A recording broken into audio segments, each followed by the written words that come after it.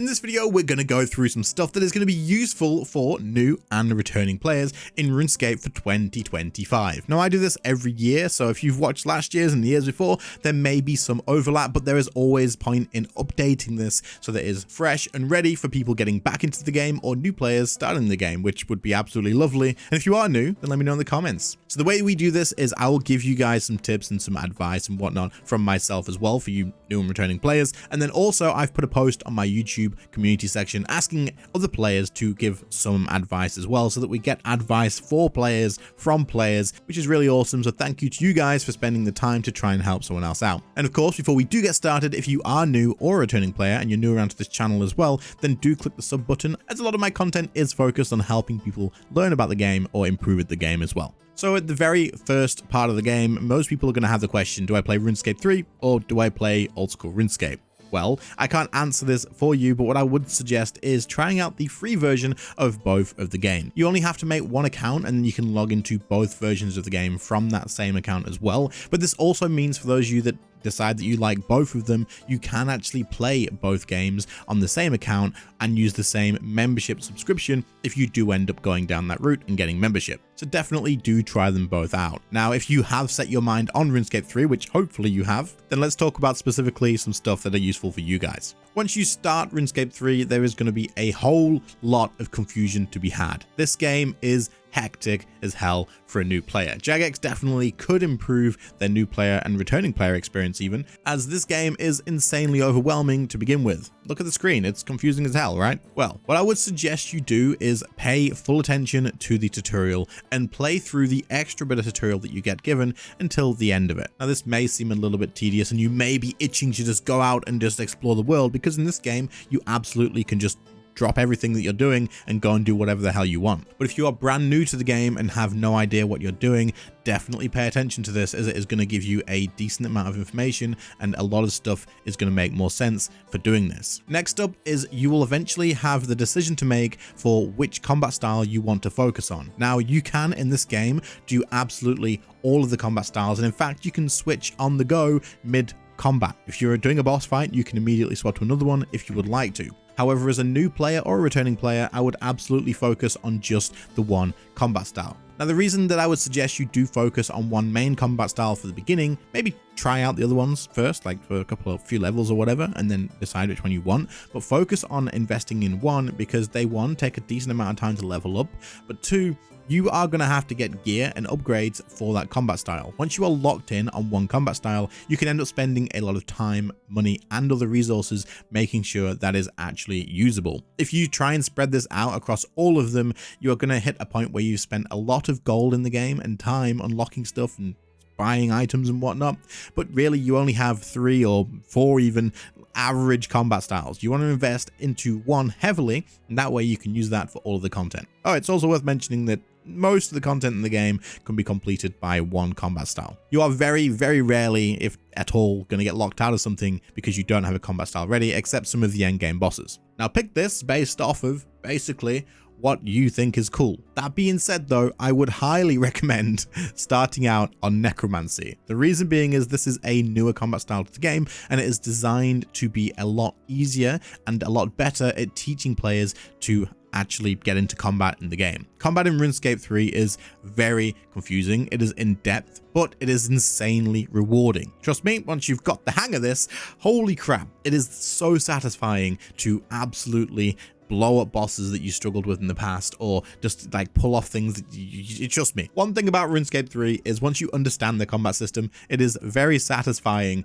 to understand that and be able to use it correctly, but it is still very confusing. I still have to learn so much, and I've been playing this game and doing it full time for YouTube for a decent amount of time now. But Necromancy, being released not that long ago now, actually is designed with a very good tutorial on teaching you how it works. The systems that it has make a lot more sense than the other combat styles as well, and it is very beginner friendly, offering you great sustain and giving you pretty much an all-round kit. So if you aren't like set on specifically, I want to be a ranger, I want to be a warrior and use melee and swords and stuff, keep in mind that you can swap this up whenever you want.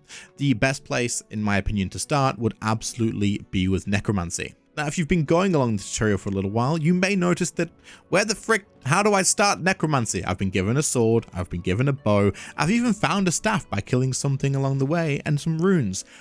How do I start necromancy? For some reason, this isn't given to players at the beginning of the game, and it isn't something that you are led to very quickly, but it is absolutely the best combat starting point to go for. So to start this, find your quest list, which will be by the icon that you can see on screen here, and then head down to the quest called necromancy. Click on this and then set this as your active quest, and it'll mark it on the actual map for you as well. So you can open up your map and head to the starting point of this. Once you do this, you'll be into the necromancy tutorial and you'll have started the quest lines for that, and then you're on your big adventure, which is actually hella fun and really well done. So well done to Jagex for that, and hopefully you do find this useful. Now, don't get me wrong, combat may not be the only thing that players want to do. There is life skills in this game that are done pretty well, and also one of the other major awesome parts of RuneScape is questing. The quests in this game are very different to your regular MMO. You are not going to be going to ask to be going kill 5 wolves and then return the pelts to some person. You will be sent on an adventure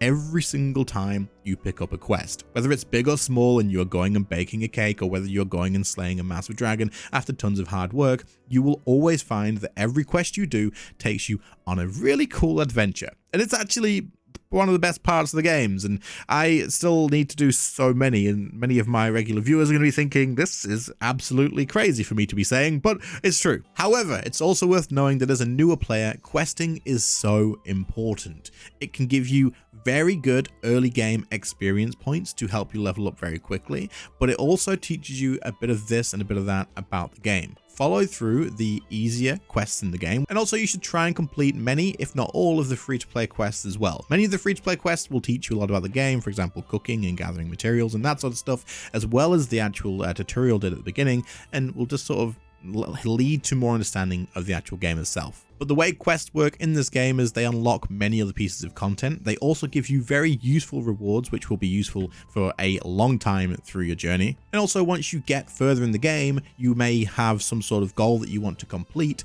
and this will probably, most likely, require you to complete some other quests as well. So completing a big quest may also require you to complete some smaller quests along the way. But keep in mind, these quests are really well done. Like, really well done. So you should enjoy them, take your time with them, enjoy the story a little bit, because the story in RuneScape is definitely one of its strong points. Other than that though, the final thing I would recommend is just go exploring. Once you're in the game and you've kind of got an understanding of how it works, go and explore. You will enjoy that a lot. Run around. There is these things called lodestones as well, which you should have been introduced to by now, and they will allow you to unlock all of them and teleport around. Maybe make it a goal to go to all the different locations that have these that you can access right away and unlock them already, so that way if you do start doing quests and stuff, you can teleport to and from them nice and easy, get back to towns and locations easier. This will also help you be more familiar with the map when you do sort of have to travel out a little bit further than you would have done so far. Alright, and that's the stuff that I would like to suggest to new and returning players, but let's go and take a look at the stuff that the community has commented so that you guys can get some advice from other players as well. It's also worth mentioning that this section likely won't have overly relevant background footage and will probably just be some sort of gameplay, but I will include relevant stuff here and there if I do need to. Okay, so for tip number 1, which by the way, these are in no particular order, Lucky Squirrel says, don't worry about hyper efficiency. It is super easy to burn out quick when you try and only play sweaty. This is supposed to be a fun video game. Now, what they mean by this, for any of you guys that are like new to all the little lingo and slang and stuff of MMOs, sweaty basically means like you're trying to play at the absolute best optimal way of getting through the game, and you're trying to like get through speed to end game and that sort of stuff. RuneScape actually has a pretty damn good like enjoyable grind as opposed to end game. You can enjoy it, and you can also take your time with it and do it in any way that you want to. If you get too caught up in being completely efficient, it can take away a little bit of that fun. For example, if there's 2 methods of gaining experience points, one of them you actually kind of enjoy, but it isn't as fun as the other one that is a lot like a fair bit quicker, but is absolutely mind-numbing and boring.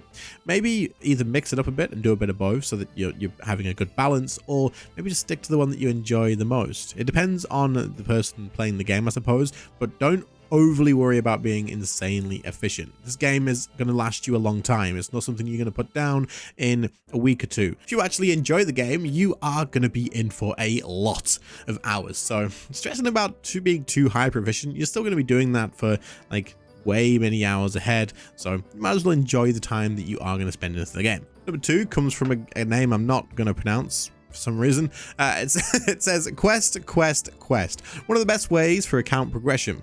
Do them before the awards become useless. Early game, the experience you receive from quests really adds up, plus it unlocks incredible content. So this is very much similar to what I said before, in the sense that you should try and work on like definitely the free to play quests nice and early as well, and any other quests along the way as well, because it's going to give you decent experience points for your account, and also the rewards are useful too. But I guess it does make sense that yes, the further you go and like avoid all the quests early on, a lot of them you will have to go back and like complete anyway, and they're going to be more valuable to you and worthwhile doing earlier on if they are the low level quests. But questing early on in RuneScape is definitely a viable method to leveling up and actually progressing through. So any quest that you can actually work on and complete is definitely going to be a time investment that is pretty well spent. This one's definitely a really solid point, especially for newer players and also actually for returning players too. This says find friends to play with for a long time. That's it. Many of the people that I know left the game because the appeal which made them play in the first place was a friend who told them about RuneScape, and now that friend doesn't play much or is on a long break, so they stop playing as well, or it's not as enjoyable, right? So when you start playing RuneScape, remember this is an MMORPG. You can very much play RuneScape as a single player game. You can do this. You rarely have to interact with any other players. However, getting in part of a community, whether it be a clan in game or whether it just be talking to random people that you meet along the way and adding them as a friend and having a chat with them and stuff, can make the game a hell of a lot more enjoyable. Hell, if I didn't have you guys that watch the videos or the regular people that I actually talk to all the time, or the clan even, like it would be a completely different experience for me. I probably just wouldn't really be interested in playing all that much because the community is incredible in this game. And of course you're going to say that. You're not going to tell them that the community sucks. Trust me, some of the community does suck a little bit. Some of it does, but the majority of the community, and the community that's gathered around this channel as well, and that's pretty much everybody that you meet in game, most people are absolutely incredible people. And I mean, keep this in mind. The audience, it tends to be of an older age sort of like demographic, right? We don't have too many young little kids playing this game, meaning that when you bump into people, there's a good chance that they are a bit more mature and you can hold a conversation with them better, and no one's being childish and silly and that sort of stuff. But you still got to keep an eye out for the people who are trying to scam you, take all your items, and hack your account. Yeah, so both sides exist, but definitely find friends to play with. Make friends if you're brand new to the game. If you've returned to the game and your friends aren't playing or your clan's dead or something like that, then hop into a new one, find new people to play with. It makes the experience way better. The fourth one from Cody says, more for returning players than new ones, but the Archglacior is the best boss. Full stop. There's a full stop there. I think they mean, yeah, for returning players, they say this is the best boss. Minimal mechanics that are easily learned through easy mode. Teaches you to prayer flick, or teaches you prayer flicking and devotion or anticipation usage, and it has a streaking loose system that rewards you for pushing yourself and the chance at an 800 mil drop. So this is actually very true, and I might have read this terribly, but that's fine. We kind of know what I'm getting at here, right? The Archglacior for returning players. For those of you that are new, you're probably like, what the frick is an Archglacior? What is this? But it's basically, it's a boss. It's an ice boss that you're going to unlock at some point during the game. It's fairly low to mid-level, but as you start pushing your rages up, it gets more difficult and stuff. But the Archglacior is basically been added to the game to teach people PvM stuff and getting used to certain mechanics and whatnot. It is very good for that. So for a new player, when you start looking into doing bosses and whatnot, then this is a good place to take a look at as an entry. And also for the returning players, if you need to shake off a bit of rust, or you want to start getting into PvM and you have decent levels and gear and whatnot, then the Archglacior again is a good place to feast your eyes on. Now this is one that I know was in one of the past ones, and it's even something that I have actually mentioned myself in past ones too, and I think is very important in RuneScape overall. And they say find something you want to unlock and slowly work towards that. Grinding to 80 divination, which is one of the skills for you new players, to unlock invention feels better than grinding to 80 divination just to have 80 divination, in this person's opinion. And I agree. The reason that you need to have goals in RuneScape is because having one long-term goal and then setting yourself loads of small, like short-term goals along the way there, it gives you a lot of like positive things. One, you're going to be achieving lots of short-term goals before you get to your end goal, and this kind of makes it feel like the grind isn't as big. So for example, you want to go, let's just use getting max in all of the skills. For a new player, probably a bit unrealistic to use this as your goal. You probably like set like a big quest or something, or a combat sort of whatever. But for a returning player, maybe you're returning and you're like, yeah, I'm going to max. By max, you're going to get 99 in every single skill. Now, your short goals will be, one, making enough money to fund maybe one of the Bible skills. And then two, maybe getting 99 in one of the specific slow skills during a double experience weekend. All this sort of stuff is like the short-term goals, and when you achieve them, it gives you a dopamine hit every single time and breaks down the grind. If you were just like, okay, I want to max and nothing else, and then nothing else mattered to you, whenever you get all those other things, it doesn't make a big deal, right? You're not maxed yet, but then as soon as you hit max, there's a good chance that you're probably just going to go, yeah, kind of done with this now, that's that done, and you know, have a reason for your goal, but also have short goals for your long-term goals as well. In my opinion, this is definitely the best way to do it. Have a long-term goal, have lots of short-term goals that fit inside that, and then enjoy the full actual duration and journey of that. And before you reach a goal, have your next goal set in mind as well. That way, when you finish it, you're not just like, okay, well, what the frick do I do now? And then finally, we're going to talk about this big comment here. Now, this is actually pretty good, and I wanted to cover all of them, so here we go. The first one says, unless you're AFKing, get used to using manual keybinds early on for combat. Camping Revolution, which is where the game will automatically use abilities for you, for too long can limit you when you come to switch to full manual later.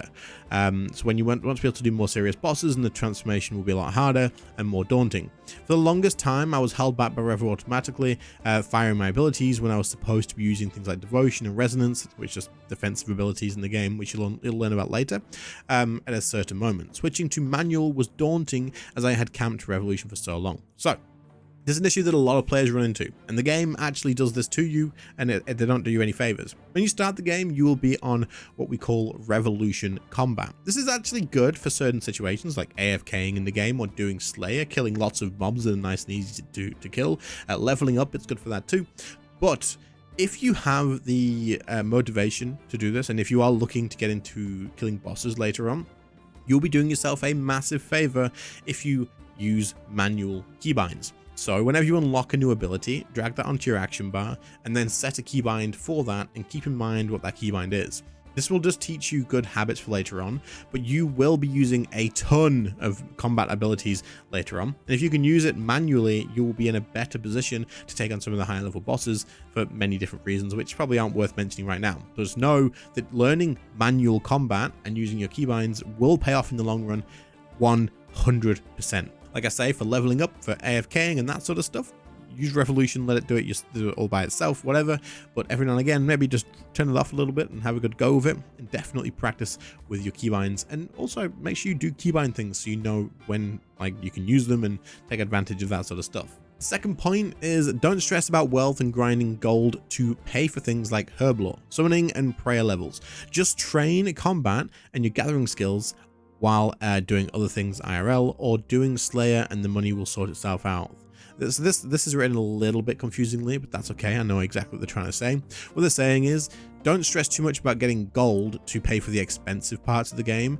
Too much. There's many other things that you can do first that won't cost a fortune, but it will also make you money. For example, if you level up your combat, you will make money from doing that, from killing monsters, doing Slayer, that sort of stuff. You will get money from that sort of thing, and it will make you a decent amount of money as well. But also, if you're looking at doing like an expensive skill will be something like processing materials into something else. You're actually better off using the gathering version of that skill first. So for example, if you want to level up smithing, you may as well do mining first, get the resources from that, and then use that for smithing too. But using gathering skills, these cost nothing to get started with, and also will make you money. So you'll make money eventually. And building off of the last comments point, actually, I wanted to add one more from myself. So hello, if you got to the end here, here's one more from me. It's very easy to get carried away with saving up gold in RuneScape and putting it in your bank and doing nothing with it, wanting to get a big pile of gold and being like, look how rich I am. Spend your gold as a lower level or a new player or a returning player that needs to spend gold and stuff. Spend it. Use it to invest in your character. Don't waste it on something cosmetic. That's not what I'm saying. I'm not saying spend it on whatever someone offers you straight away. Use it on skills, use it on supplies for progressing through the account, use it on anything that you need. Progress your level up, progress all of your like regular non-combat skills up too, and you will see that money return to you a lot quicker than you ever expected. Making money at level 20 is way more difficult, way harder than making money at level 90. You'll find it so much easier and faster, and you'll realize that that 20, 30, 50 million GP that you were wanting to save and didn't want to spend, actually you can make that in about half an hour to an hour once you reach towards the end game. So invest all the money you earn into your character. It is the best way to do it early on. And that brings us to the end of this one. This has been a pretty long one, but hopefully it was full of useful information. If it was, then make sure to leave a like on the video. Also, let me know in the comments if you can think of any others for some new players too. Let me know how your journeys have been going, guys, you new players or returning players. And also, if you are new around here, please do click the sub button. I make lots of helpful stuff like this for people returning to the game and joining the game and whatnot. I also still have tons of older relevant stuff that is worth checking out too to help you along your way. And finally, if you're interested in checking out some cool merch, then there'll be a link in the description or the pinned comment if I end up doing that. Remember to. But otherwise, I'll catch you all in the next one. So, guys, thank you. Bye.